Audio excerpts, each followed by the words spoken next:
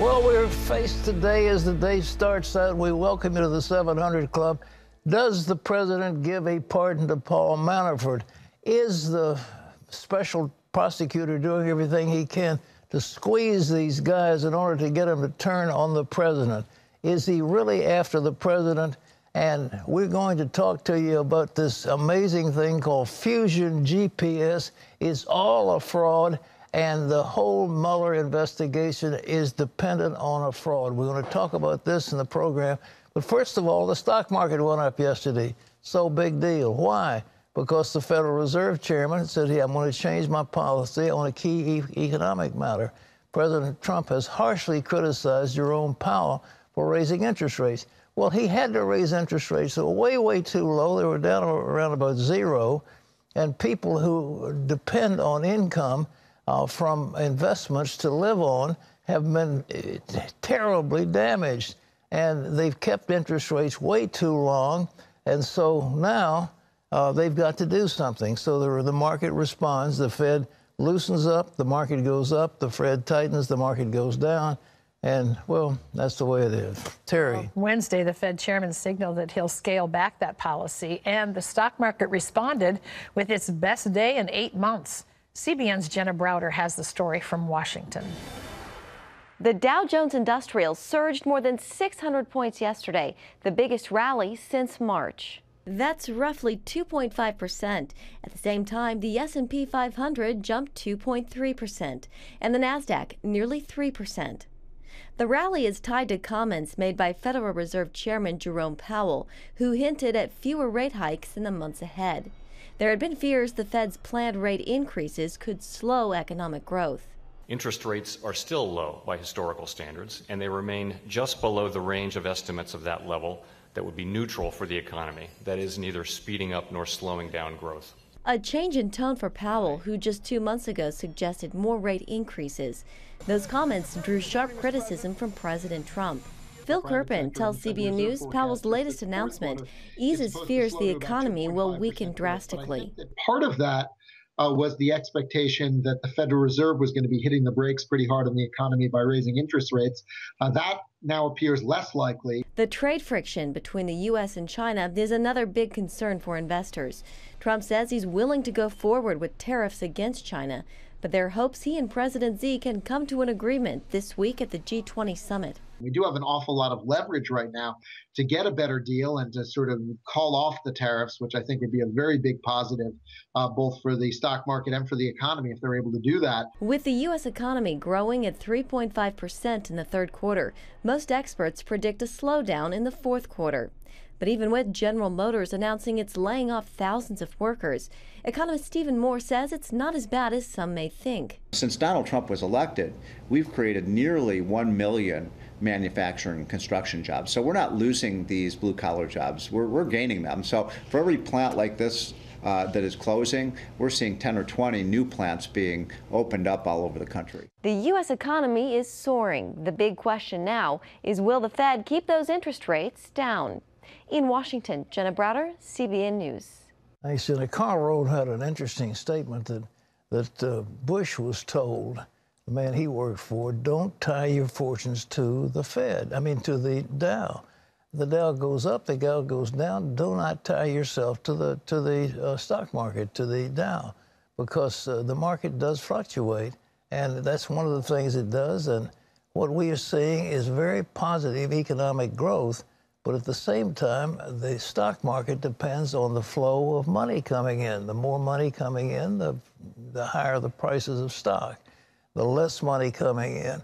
But what's happened is folks, I've been warning on this program, and I continue to warn, we've got an unsustainable amount of debt. It is unbelievable. When you start talking about trillions and 21 trillion and 22 trillion and 40 and 50 trillion and all that kind of stuff, the interest on that is alarming.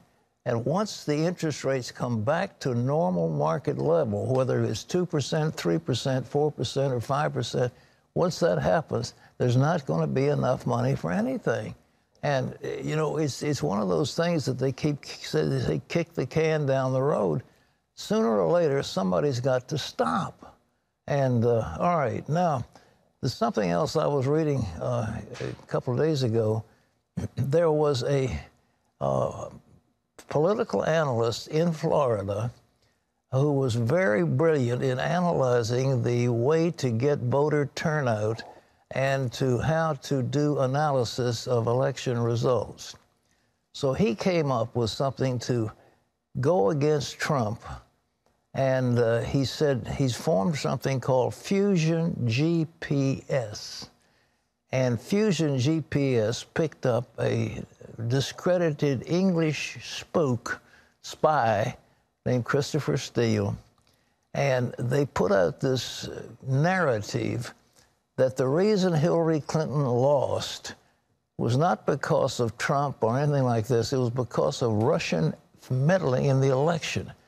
And Trump was complicit, according to this narrative, in a Russian involvement in our politics. That was the narrative put out by Fusion GPS, cooked up by this man in Florida who is a political specialist. All right.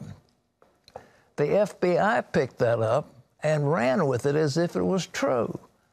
And this Mueller investigation is all dependent on saying Fusion GPS, which was paid for by the Democratic Party, is real. And so Mueller is carrying forth this witch hunt, and he has a broad mandate, and he's going after everybody. And the president is right to call it a witch hunt and to say he should stop it. It's my understanding that they've been interrogatories given to the president. Now, what is sitting down with a special prosecutor involved? It is a perjury trap. That's what they set it for. It's a perjury trap. You say, well, what were you doing on the morning of October the 15th, 1982? Well, I think I played golf. Okay. So they mark it down, then they realize that it was raining on that day, and they get something. They say, well, you lied on that, so I'm going to get you for perjury. That's what happens. That's why no intelligent lawyer would ever allow his client to sit down for an interview, because it's a perjury trap, and they all know it. So they did a few carefully chosen interrogatories, written, and gave written answers, which the lawyers vetted, and they think is going to be okay. Now, that should end this thing. But now you've got guys like Senator Flake saying, I'm not going to approve any nominees for judiciary unless I get assurances that there's going to be no interference with the Mueller probe. The Mueller probe is based on falsehood. It is based on a false premise. Fusion GPS. And ladies and gentlemen, we've been suckered by this, and it's time we wake up and say, stop it, it's enough. We cannot do this. And so, but the media is saying, well, you've got to protect the Mueller probe. We've got to protect the Mueller. And there were initiatives offered in the Senate to pass a resolution that said we've got to protect this. Well, why do you want to protect something that's based on a fraud? That's what it is. Well, President Trump now says he might grant a pardon. He didn't say he's going to do it. He said, I'm not taking it off the table, a pardon for Paul Manafort. But think of the others who've been hooked in on this probe, and I think the president has a perfect right as chief executive under the Constitution to pardon anybody he wants to. Well, John Jessup has more about that from our CBN News. So here's John. That's right. Well, as you just heard Pat say, the president did tell the New York Times, or the New York Post, rather, he hasn't discussed a pardon for Manafort, but he's not ruling it out. Earlier this week, Manafort's plea deal in the Russia investigation fell apart after Mueller accused him of repeatedly lying. A federal jury convicted Manafort of financial fraud, and he could spend the rest of his life in prison. Meanwhile, President Trump retweeted an image of Bob Mueller, Presidents Obama and Clinton, and Deputy Attorney General Rod Rosenstein behind bars. The text reading, now that Russia collusion is a proven lie, when do the trials for treason begin? Well, the Senate is taking action against Saudi Arabia over the killing of a Washington Post columnist. 63 senators voted for legislation ending U.S. support for the Saudi-led war in Yemen. The vote signals dissatisfaction with the Trump administration's support for the Saudi family after the killing of columnist Jamal Khashoggi. U.S. intelligence agencies believe the Crown Prince played a role in Khashoggi's killing, but the president says no one knows if that's true and that Saudi Arabia is a crucial ally in the Middle East. Republican Senator Mike Lee says the incident has begun, quote, a major rethinking of the U.S. relationship with Saudi Arabia. Well, still in the Senate, it is dealing with a host of issues this lame duck session, from confirming federal judges to helping President Trump get funding for a border wall. But there's a crucial piece of legislation some fear will be squeezed out, a historic criminal justice reform bill. And as Abigail Robertson reports, this could be its last chance to become law. The fight for criminal justice reform has been long and hard. Senator Mike Lee tells CBN News that in his 8 years of working on a comprehensive bill, they've never been closer than they are right now to sending a bill to the president's desk. If it is brought forward, it will pass. It'll pass overwhelmingly with a bipartisan supermajority vote of at least 65, probably 70, maybe 75 or 80. The bill that Lee says helps prisoners return to society and addresses excessive sentences already passed the House. It can only pass the Senate if it gets a vote. Majority Leader Mitch McConnell faces pressure from the president to bring it to the Senate floor. But McConnell has made clear his top priorities for the end of the year are funding the government and passing the Farm Bill. We'll be whipping that to see whether what the consensus is, if there is a consensus in our conference about not only the substance but the timing of moving forward. Lee told CBN News if it doesn't pass this year, it's over. With the incoming Democratic House of Representatives, they would demand something more exacting than what could pass in the Senate or could likely be signed into law by President Trump.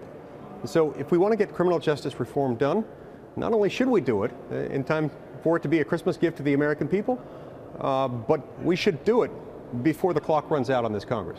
McConnell also put to rest any talk of Republicans making one more attempt at repealing Obamacare in the lame duck session, telling reporters it's now a bipartisan issue. For now, he's focused on reaching a spending compromise on border security that President Trump will sign. We're trying to get the president the money he would like for the wall. Senate Republicans and Democrats agreed on $1.6 billion going towards border security before Thanksgiving.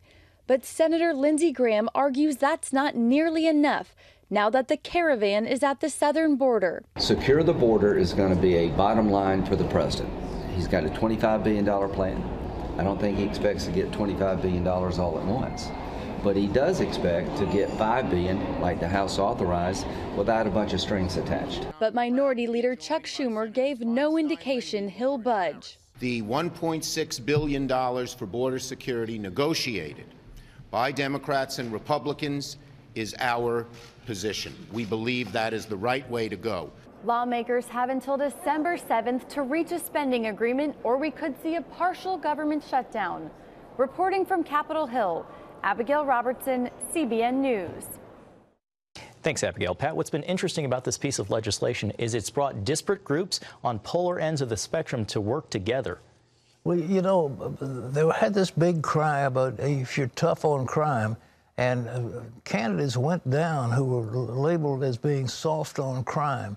So they all had to run to the voters and say, well, I'm tough on crime. So they had this 3 strikes and you're out rule. And then they took away the privilege of judges to determine the length of sentences. They had mandatory prison sentences. And so suddenly we've got our jails full of people. A lot of them heavily weighs on the black population and on people that can't afford adequate representation. And we become a nation of criminals. There's an incarceration rate in America that's higher than any other civilized nation. It's unbelievable. And we've got, on top of that, we've found as many as 500,000 rulings by agencies that put people in jail. I mean, this is horrible. So we need prison reform desperately.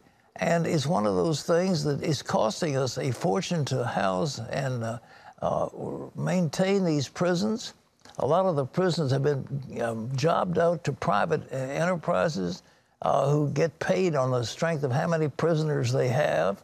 I mean, it's just horrible that we're locking all these people up and judges have their hands tied. There's nothing they can do. We desperately need prison reform. So what's the big deal? I mean, it's already passed the House. Why can't we, with McConnell having the majority in the Senate, I see no reason why he can't put that thing through. It's not a hard deal. I mean, it either passes or it doesn't pass. But at least they ought to give a vote in the Senate and get it over with. And the last thing, by the way, we want to do is have a shutdown of the government. The president will bear the responsibilities, and it will be used against him in the next election, and he doesn't want that albatross hanging around his neck. John. Well, Pat, freedom of speech is a foundation of our democracy, but today that foundation is under assault on college campuses. Many conservatives and Christians say they're being silenced, and it's forcing many students to keep their religious and political thoughts to themselves. Senior Washington correspondent Jennifer Wishon reports on this growing trend. If you're a college student and think you'll be seen as a bigot, less intelligent, or punished for sharing your beliefs or opinions, it's not surprising more and more students are self-censoring their constitutionally protected speech. An annual survey by Yale's William F. Buckley program finds a majority feel intimidated sharing their ideas, opinions, or beliefs when they're different from their professors. Even more feel intimidated if those views differ from classmates. I have talked to students who say, you know what, we talk about politics in our dorm room with the door locked, because we're scared of people telling on us. Nikki Neely of Speech First keeps track of these free speech restrictions on college campuses. If you think that you're going to get in trouble because your views are considered bigoted, hateful, defamatory, I mean, you know, of course you're not going to talk about them. The survey also finds nearly 60% of students want speakers who have a history of using so-called hate speech banned from campus. And a third believe physical violence is justified to stop someone from making hateful or racially charged statements. The problem is determining what's offensive can be different for everyone. Students at some schools can even face punishment for private conversations. There are portals on university websites where you can go in, you can type down, I heard Joe say, use this term in a classroom, walking down the hallway, I found it offensive and I think it should be investigated. And then that student is called in for a hearing. So why is this happening now? Neely suggests it's a new generation of students created by helicopter parenting, bubble wrapping kids, and trophies for everyone. So if you have grown up thinking that you're right and the first time you're told you're wrong or that you're being challenged on your views is when you're 18, of course there's going to be an existential crisis on campus. Some schools, like the University of Chicago, are taking a stand for the First Amendment. In this letter to the class of 2020, the Dean of Students writes, our commitment to academic freedom means that we do not support so-called trigger warnings. We do not cancel invited speakers because their topics might prove controversial, and we do not condone the creation of intellectual safe spaces. Diversity of opinion and background, he continues, is a fundamental strength of our community. More than 50 colleges and universities have made similar statements, and Neely suggests students find out where schools stand on speech before deciding where to attend. Jennifer Wishon, CBN News, Washington. Some good advice. Thanks, Jennifer. Pat, back to you. You know, what is a college for? College should be a place of the vigorous discussion of all kinds of things, pleasant or unpleasant. I mean, everybody should be enabled to speak, and as Oliver Wendell Holmes said, the best test of truth is in the marketplace. Put it out there. If your idea isn't any good, then it'll get shut down. If it is, maybe it'll gain some adherence. But at least be allowed to express it. This is the legacy of political correctness, where people have been stifled, and we can't have that. And I'm pleased to report that Regent University is a place where there's openness of discussion. It's based in a Judeo-Christian context where we believe the Bible, believe God is the ultimate source of truth, but at the same time, people are free to express their points of view within that context. And I think we should have that. And that's the whole purpose of going to college. Otherwise, why bother? I mean, why spend all that time and money? This is a place where people should be able to sharpen their intellectual abilities and to listen to vigorous discussion. And that's, well, anyhow, But what we're having apparently is a vigorous discussion of socialism. If you're for socialism, if you're for radical left, if you're for lesbianism and homosexuality, that's perfectly acceptable. If you come out in favor of Jesus and the Ten Commandments and the Sermon on the Mount, then all of a sudden that's hate speech. Not cool.